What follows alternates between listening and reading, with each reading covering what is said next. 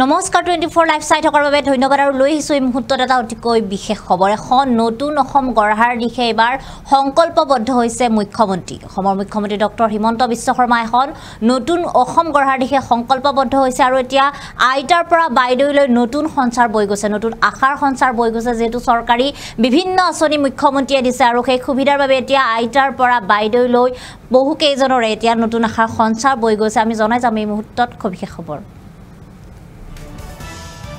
আমি জনাই আছো এই মুহূৰ্তত এটা অতিকৈ বিশেষ খবৰ এখন নতুন অসম গঢ়াৰ সংকল্প মুখ্যমন্ত্ৰী ডক্টৰ হিমন্ত বিশ্ব শৰ্মাৰ এখন নতুন অসম গঢ়াৰ সংকল্প লৈছে মুখ্যমন্ত্ৰী গৰাকীয়ে নিৰ্বাচনৰ প্ৰচাৰৰ মাজতে বিভিন্ন প্ৰতিশ্ৰুতি মুখ্যমন্ত্ৰী ডক্টৰ হিমন্ত বিশ্ব শৰ্মাৰ এতিয়া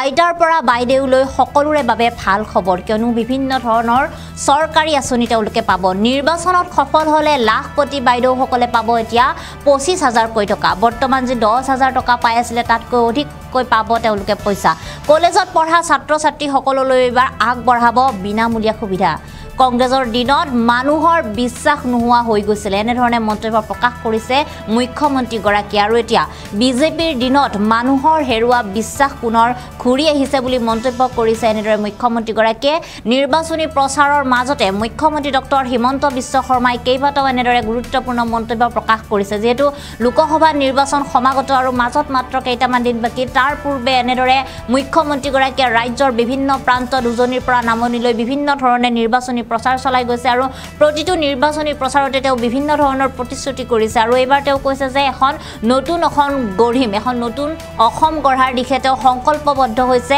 অসমক এখন জাকতজিলিকা ৰাজ্য কৰি তুলিবলৈ তেওঁ সংকল্পবদ্ধ হৈছে তেওঁ কৈছে যে আইটাৰ পৰা বাইদেউ সকললৈ এতিয়া সকলোৰে বাবে আহি পৰিছে ভাল খবৰ কিয়নো বিভিন্ন ধৰণৰ চৰকাৰী আঁচনি সুবিধা প্ৰদান কৰিছে বিজেপি চৰকাৰে শাসনাধীন চৰকাৰে আৰু এই আঁচনিৰ অধীনত আসলতে অৰুণোদয় আঁচনি হওক বৃদ্ধ পেঞ্চন হওক বিভিন্ন ধৰণৰ তেওঁলোকে বিধৱা পেঞ্চনে হওক বিভিন্ন ধৰণে তেওঁলোকে সুবিধা আগবঢ়াইছে আৰু যাৰ ফলত অসমৰ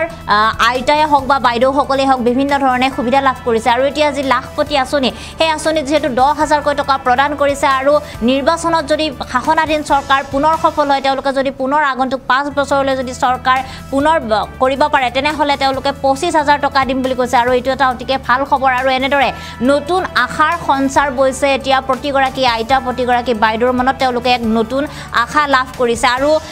মুখ্যমন্ত্ৰী গৰাকীয়ে কৈছে যে যিসকল কলেজত পঢ়িব ছাত্ৰীসকল যেহেতু ল'ৰাসকলক মাক দেউতাকে পঢ়াব বুলি মুখ্যমন্ত্ৰীয়ে প্ৰকাশ কৰিছিল আৰু তেওঁ কৈছে যে যিসকল ছাত্ৰী ছোৱালীসকলক এতিয়া মামাই পঢ়াব তেওঁ দায়িত্ব ল'ব এনেকৈ কৈছে কলেজত পঢ়া ছাত্ৰীসকললৈ তেওঁ বিভিন্ন ধৰণৰ সুবিধা আগবঢ়াম বুলি কৈছে আৰু কৈছে যে কংগ্ৰেছৰ দিনত মানুহৰ বিশ্বাস নাইকিয়া হৈ গৈছিল মানুহৰ বিশ্বাস হেৰাই গৈছিল কিন্তু বিজেপি চৰকাৰৰ দিনত সকলো বিশ্বাস ঘূৰি আহিছে ৰাইজৰ আস্থা ঘূৰি আহিছে বিজেপি চৰকাৰক মানুহে বিশ্বাস কৰিছে এনেদৰে তেওঁ কেইবাটাও গুৰুত্বপূৰ্ণ মন্তব্য প্ৰকাশ কৰিছিল আৰু মুখ্যমন্ত্ৰী ডক্টৰ হিমন্ত বিশ্ব শৰ্মাই আৰু কি কৈছিল এই মুহূৰ্তত আমাৰ হাতত মন্তব্য আছে সেই মন্তব্য আমি আপোনালোকক শুনাইছো সঞ্চাৰ কৰাৰ সময় আইটাৰ পৰা বাইদেউলৈকে কলেজত পঢ়া ছোৱালীজনীলৈকে শিক্ষাৰ পোহৰেৰে আলোকিত কৰাৰ সময় গাঁৱৰ দুখীয়া ৰাইজেও বেমাৰ আজাৰত ভাগ্যৰ ওপৰত ভিয়াই নাথাকি ডক্টৰ হস্পিটালত যাব পৰা হওক এখন নতুন অসমৰ আমি সন্ধান কৰিছো যোৱা নিৰ্বাচনৰ সময়ত মই ৰাইজক কৈছিলো ডাবল ইঞ্জিন চৰকাৰক ভোট দিয়ক দিল্লীত মোদী দিছপুৰত বিজেপি আমি 1 লাখ চৰকাৰী চাকৰি দিম বিশ্বাস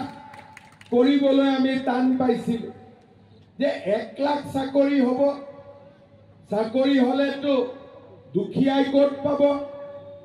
ঘোষ দিব লাগিব এটা পৰিবেশ আছিল অসমত আপোনালোকৰ মনত আছে কংগ্ৰেছৰ দিনত এপিএছচিৰ চেয়াৰমেন ৰাকেশ পাল আছিল এটা চাকৰিৰ কাৰণে 1 কোটি 2 কোটি টকালৈকে ঘোষ লৈছিল কংগ্ৰেছৰ দিনত অংগনবাদী কেন্দ্ৰৰ চাকৰিটো টকা দিবলগীয়া হৈছিল মানুহৰ মনত বিশ্বাস নাছিল কিন্তু আজি আমাৰ চৰকাৰখনৰ 3 বছৰ হৈ গ'ল আমি 1 লাখ ল'ৰা ছোৱালীক চৰকাৰী চাকৰি দিলো। কোনে চাকৰি পালে? কোনোবা ঠেলা চালকৰ ল'ৰা,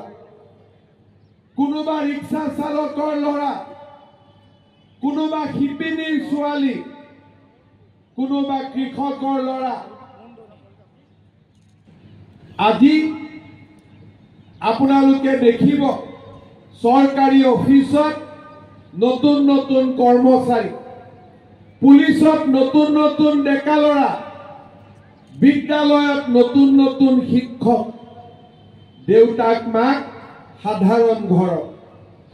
কোনোবাই পৰিশ্ৰম কৰে, ল'ৰা ছোৱালীক কষ্ট কৰি পঢ়ুৱাই